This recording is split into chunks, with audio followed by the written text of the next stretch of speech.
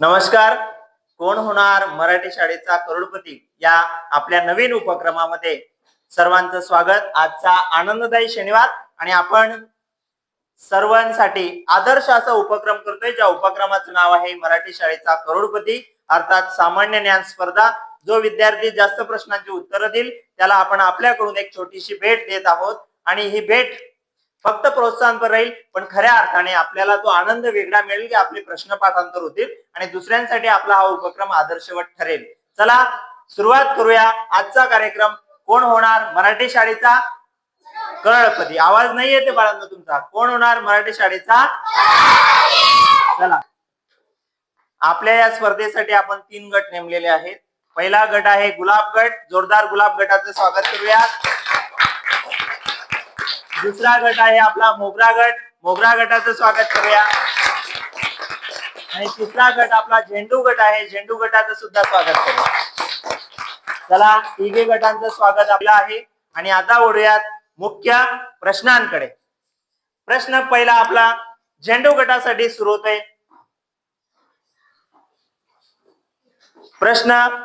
प्रश्नाला सुरुवात होते बाळांनो. प्रश्न पहिला, विधानसभा आणि लोकसभामध्ये सभासद होण्यासाठी वयाची किती वर्ष पूर्ण असावी लागतात. प्रश्न पुन्हा सांगतो, विधानसभा आणि लोकसभेमध्ये सभासद होण्यासाठी वयाची किती वर्ष पूर्ण असावी लागतात. 2 जण उभे, 4 जण उभे राहा. 4 जणांनी बोट वरती केलंय. चला जाऊया त्यांच्याकडे. तुझं काय उत्तर आहे बाळा. 21. तुझं 21. या ठिकाणी झेंडू, सरळ कर कॅमेरा. झेंडू गटाचं उत्तर चुकलेलं आहे. तोच प्रश्न, जाऊया खाली बसा. तुमच्याकडे आला आपण गुलाब गटाकडे. 30. तुमचं अजून 25. या ठिकाणी वैभवीचं उत्तर बरोबर आहे. टाळ्या वाजवा. आता बघा, एका वेळेने उत्तर दिल्यानंतर दुसरा जर उभा राहत असेल ते एका सोबत बोट वरती करायचं. दोन्ही जणांनी सारखं बोट केल्यावर आपण त्या दोघींचे उत्तर बरोबर आहे असं पकडण्यात येईल. पण जर एकाने मागून एकाने नंतर असं, तर त्यामुळे कोणाचं बरोबर हा संभ्रम तयार होईल. त्याच्यामुळे जर उत्तर येत असेल तर सुरुवातीलाच बोट वरती करायचं. मी दोघांना उभं करेल आणि नंतर आपण उत्तर देऊ. पहिला प्रश्न यांच्या गटासाठी. आता दुसरा प्रश्न तुम्हाला आहे. छत्रपती संभाजी महाराजांचा राज्याभिषेक कोणत्या दिवशी झाला. म्हणजे दिनांक आणि वर्ष सांगायचंय बाळांनो. या गटासाठी प्रश्न आहे बाळांनो. तो उभी राहा रीती. 16 जानेवारी 1681. उत्तर अगदी बरोबर. जोरदार टाळ्या. तुम्ही तुमचे उत्तर आणि मार्क लक्षात ठेवायचे. पुढचा प्रश्न जातोय आपल्या मोगरा गटाकडे.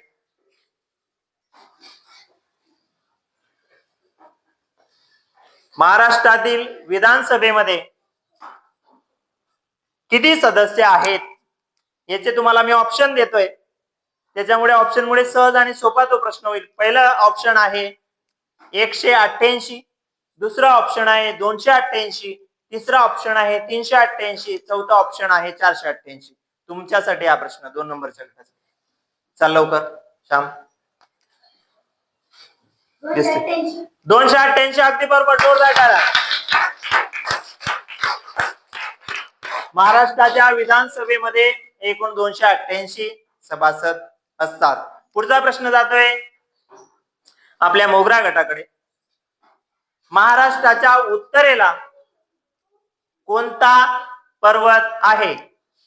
महाराष्ट्राच्या उत्तरेला कोणती पर्वत रांग आहे. आपल्या झेंडू गटाकडे हा प्रश्न जातोय. जा युवराज. श्याम कॅमेरा नाही, तुमचा होता हा प्रश्न. नाही, यांचा होता का.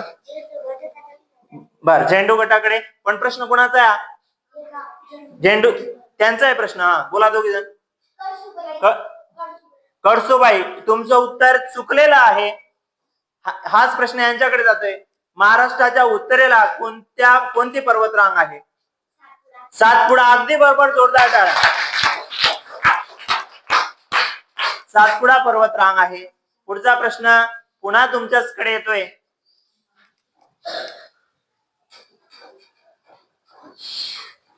सप्तशृंगी गड हे देवीचं मंदिर कोणत्या जिल्ह्यामध्ये आहे. नाशिक. नाशिक. जोरदार टाळ्या.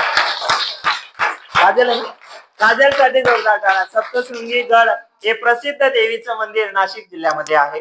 पुढचा आपला मोगरा गटागटसाठी आता प्रश्न. महाराष्ट्राला किती किलोमीटर लांबीचा समुद्र किनारा लाभलेला आहे? महाराष्ट्र, तुमच्यासाठी प्रश्न आहे हा. महाराष्ट्राला किती किलोमीटर लांबीचा समुद्र किनारा लाभलेला आहे? श्याम. 720. अगदी बरोबर. जोरदार टाळ्या. 720 किलोमीटरचा महाराष्ट्राला समुद्र किनारा लाभलेला आहे.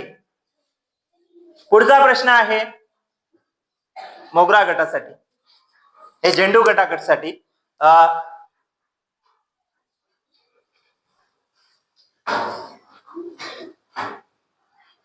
भारताची पहिली जनगणना कोणत्या अधिकाऱ्याच्या कार्यकाळामध्ये झाली? मागचा जुना प्रश्न आठवतोय तुमच्यासाठी.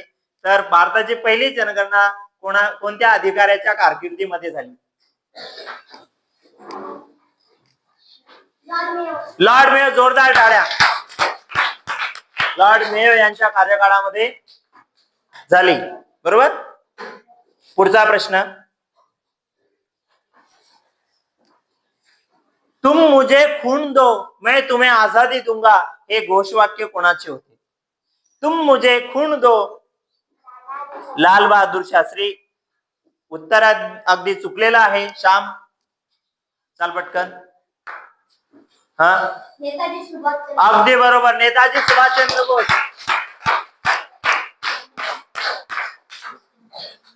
छान. पुढचा शेवटचा प्रश्न तुमच्यासाठी आता.